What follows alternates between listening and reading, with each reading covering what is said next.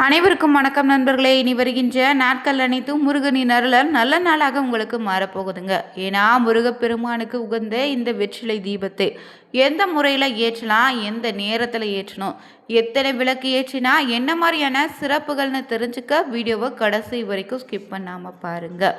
மேலும் வெற்றிலை தீபத்தினால் உங்களுக்கு கிடைக்கக்கூடிய பலன்களை தெரிஞ்சுக்கொள்ள மறக்காம ஓ முருகா போற்றி எனும் மந்திரத்தை 3 முறை கமெண்ட் பண்ணிட்டு சேனலை சப்ஸ்கிரைப் பண்ணிக்கோங்க.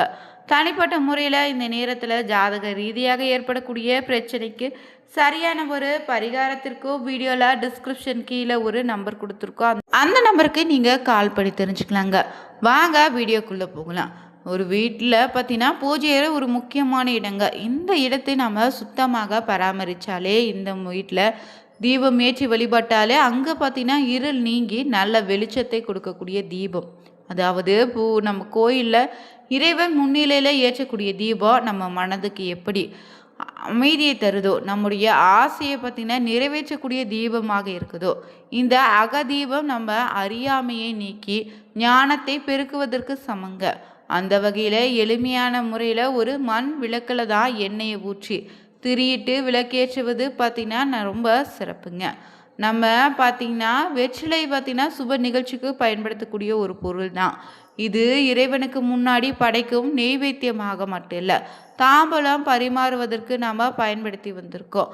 ஆனால் அதனை வச்சு விளக்காக யாரெல்லாம் ஏற்றலான்னு தெரிஞ்சுக்கலாங்க. இந்த பார்த்திங்கன்னா தொழிலை தொடர்ந்து நஷ்டம் அடைந்து வருதா, கணவன் மனைவி உறவில் விரிசல்னும், குழந்தைகள் படிப்பில் மந்தமாக இருப்பவங்களோ, நிலம் வீடு சம்பந்தமான பிரச்சனைகள் இருக்கக்கூடியவங்க முருகப்பெருமானுக்கு உகந்த செவ்வாய்க்கிழமை நாளில் செவ்வாய் ஓரையில் காலை 6 மணி முதல் 7 மணி வரை, அதுவே மதிய நேரமாக இருந்தால் 1 to 2, இரவு 8 to 9 மணிக்கு ஒரே நேரத்தில் விளக்கை ஏற்றுங்க. இது குறைந்தது 9 வாரங்கள் தொடர்ந்து ஏற்றுவாங்க. பிறகு ஒரு தட்டில் 6 வெற்றிலை எடுத்து வச்சு அதன் மேலே சந்தன குங்குமம் பூ வச்சுட்டு அந்த அகல் விளக்கு நடுவில் வச்சு பஞ்சு திரியிட்டு நெய் ஊற்றி தீபம் ஏற்றி வந்தீங்கன்னா நிச்சயம் உங்களுக்கு வெற்றி நிச்சயங்க. நினைத்தது எல்லாம் நடக்கும். இந்த ஒரு தீபத்தை கிழக்கு இல்லைனா மேற்கு திசை பார்த்து தீபம் ஏற்றுங்க. முருகனுக்கு பிடித்தமான தினை மாவு தேனும் சேர்த்து லட்டு செய்து நெய்வேத்தியமாக படைத்து பார்த்தீங்கன்னா விரதம் இருந்தால் இந்த நாளில் கூடுதல் சிறப்பான பலன் உண்டு. முருகனுக்கு உகந்த சஷ்டி கிருத்திகினாலும் நீங்கள் இந்த ஒரு தீபத்தை ஏற்றி வழிபடலாம்.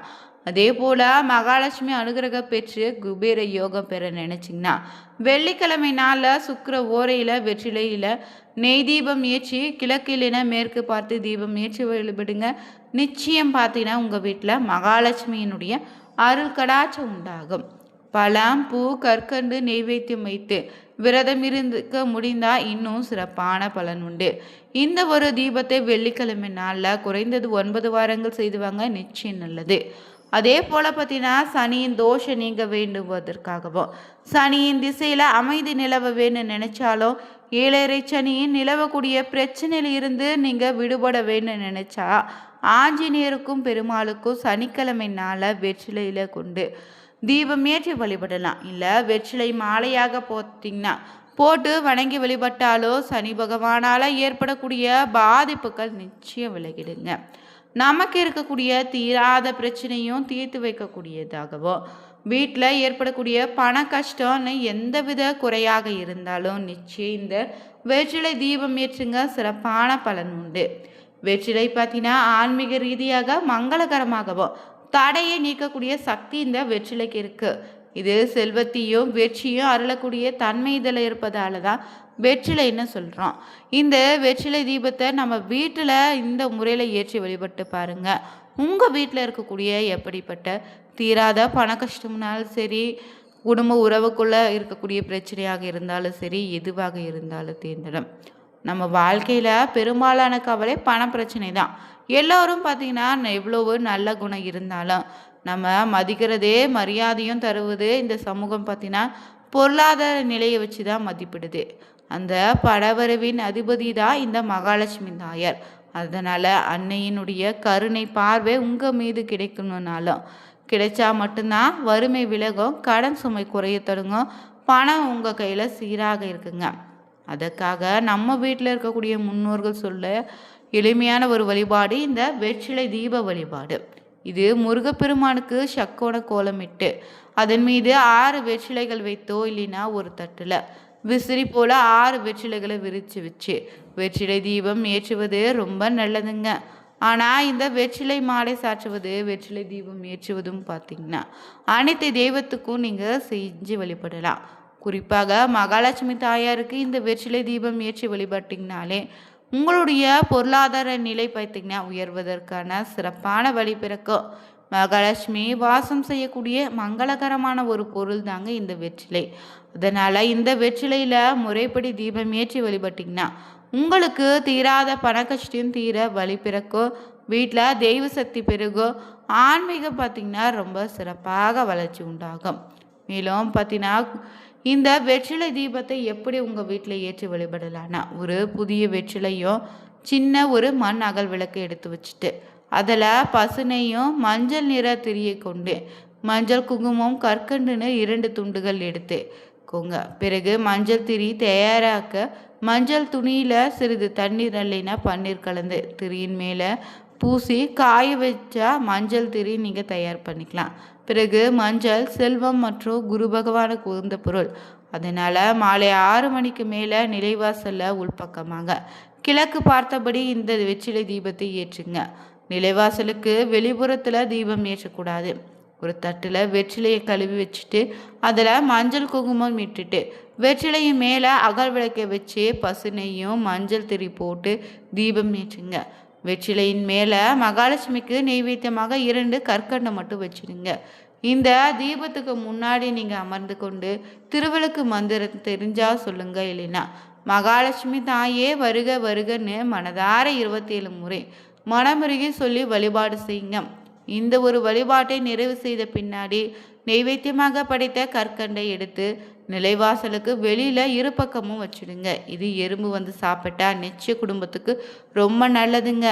இந்த விளக்கை தினமும் ஏற்றினாலும் நல்லது தான். தினமும் புதிய வெற்றிலை மட்டும் பயன்படுத்திக்கோங்க.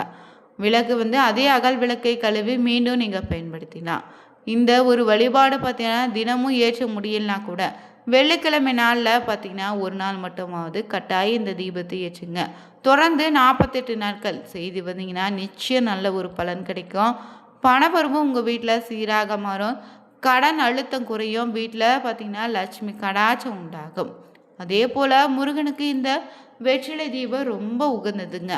ஏன்னா நிறைய பேர் பார்த்தீங்கன்னா செவ்வாய்க்கிழமைனால வெற்றிலை தீபம் ஏற்றி வழிபடுவீங்க. தமிழ் கடவுள்னு சொல்லக்கூடிய முருகன் பார்த்தீங்கன்னா மனமுருகி வழிபாட்டால் நிச்சயம் நினைத்த காரியம் அனைத்தும் நிறைவேறும். வாரத்தில் இருக்கக்கூடிய 7 நாட்களில் முருகனுக்கு பிடித்த நாள்னா செவ்வாய்க்கிழமை. இந்த செவ்வாய்க்கிழமை நாளில் வெற்றிலை தீபம் ஏற்றி நீங்கள் முருகனை மனதார நினைத்து வழிபட்டா முருகன் அகமகிழ்ந்து நிச்சயம் நீங்கள் கேட்ட வரங்களை அள்ளி கொடுப்பாரு. இந்த வெற்றிலைக்கு மட்டும் அப்படி என்ன மகிமைன்னு கேட்டால் வெற்றிலையின் நுனியில் லட்சுமியும் நடுவில் சரஸ்வதியும் பார்த்திங்கன்னா காவல பார்வதி தேவியும் இருப்பதாக சொல்லுவாங்க. அந்த அளவுக்கு வெற்றிலையில் பார்த்தீங்கன்னா சக்தி அதிகம் இருக்குது. பூவாகவே நீங்கள் பார்த்தீங்கன்னா அனைத்து செடிகளுக்கும் மொட்டாகி பூவாகி காயாகி பழமாகி மீண்டும் அதிலிருந்து விதை கிடைக்கும். ஆனால் வெற்றிலை மட்டுமே ஒரே ஒரு உருவை எடுத்தாலும் அது கடவுளையே சேருதுங்க. வெற்றிலையும் பாக்கும் பார்த்தீங்கன்னா மகாவிஷ்ணு பார்வதி தேவியின் மறு உருவமாக சொல்லுவாங்க. இப்படிப்பட்ட வெற்றிலையில் நீங்கள் தீபம் ஏற்றி வழிபட நிச்சயம் வெற்றிகள் உங்களுக்கு வந்து சேரும். வெற்றிலை தீபம் ஏற்றுவது சரியான ஒரு வழிபாட்டு முறைங்க. எப்படி நீங்கள் நெய் தீபம் எலுமிச்சை தீபம் போன்று ஏற்றி முருகனுக்கு பிடித்த வெற்றிலை தீபத்தை தொடர்ச்சியாக 9 வாரங்கள் ஏற்றிவாங்க. மனமுருகி ஒரே ஒரு வேண்டுதலை பார்த்தீங்கன்னா இந்த வெற்றிலை தீபம் ஏற்றி முருகனிட வழிபாடு செய்யும் போது நிச்சயம் நீங்கள் நினைத்த காரியங்கள் நிறைவேறுங்க. குறிப்பாக குழந்தை வரம் வேண்டுவங்க, முதல் திருமணம் விரைவில் கைகூட வேணும் நினைப்பவங்க தொடர்ந்து செவ்வாய்க்கிழமைனால வெற்றிலை தீபம் ஏற்றுவாங்க. விரைவில் அனைத்தும் பார்த்திங்கன்னா கைகூடி வரும். நீங்கள் இந்த தீபம் ஏற்றும் முன்னாடி கட்டாயம் செய்ய வேண்டிய சில விஷயங்கள் இருக்குது. வெற்றிலை தீபம் ஏற்றுவதற்கு முன்னதாக பூஜை அறையை சுத்தம் செய்து வச்சுக்கணும். பன்னீர் இருந்தால் தெளித்து சுத்தம் செய்யும்போது வாசனை உங்கள் மனதை அமைதியாக்கும். பிறகு வெற்றிலை தீபத்தை எப்போது ஏற்றினாலும் நுனியில்லாத வெற்றிலையை பயன்படுத்தாதீங்க. வெற்றிலையை காம்போடு விளக்கேற்றக்கூடாது. முதல்ல 12 வெற்றிலை எடுத்துக்கொண்டு முதல் 6 வெற்றிலைகளை நன்கு சுத்தம் செய்து மஞ்சள் குங்குமம் வச்சு மயில் தொகை போல் வட்டமாக அடுக்கி வைங்க. இந்த அடுக்கி வைக்கப்பட்ட வெற்றிலைக்கு நடுவில் தீபம் ஏற்றி வழிபடுங்க. வீட்டில் நீங்கள் சிறிய வேலி இருந்தால் அதை வைத்து வழிபடலாம். இல்லைனா 2வது 6 வெற்றிலையே காம்புகளை கிழித்து காம்புகளை எல்லாம் விளக்கில் இருக்கும் நல்லெண்ணெயில் போட்டு விடுங்க. விளக்கு எரியும் போது ஒரு நல்ல நறுமணம் வீசும். இதனால் வெற்றிலை பார்த்திங்கன்னா வழிபாடு நிச்சயம் ஒரு சிறப்பான பலனை தருங்க.